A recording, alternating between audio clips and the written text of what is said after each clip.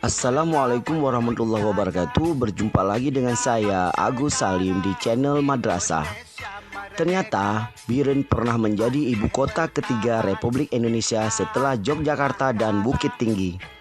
Presiden Soekarno berangkat ke Biren dengan menumpang pesawat Dakota, pesawat udara khusus yang dipiloti Teku Iskandar.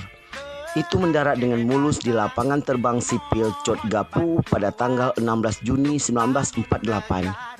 Kedatangan rombongan disambut Gubernur Militer Aceh Tengku Daud Bre atau yang akrab disapa Abu Daud Bre, serta alim ulama dan tokoh masyarakat. Selama sepekan kemudian, Presiden Soekarno menjalankan roda pemerintahan dari Biren.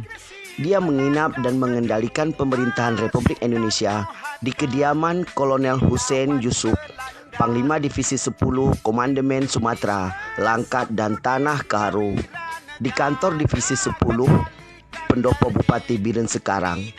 Pemilihan Biren sebagai tempat pemerintahan sementara karena Biren merupakan pusat kemiliteran Aceh.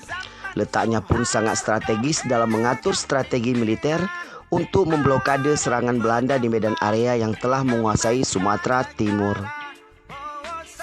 Demikian informasi dari channel Madrasah. Semoga bermanfaat. Sampai jumpa. Wassalamualaikum warahmatullahi wabarakatuh.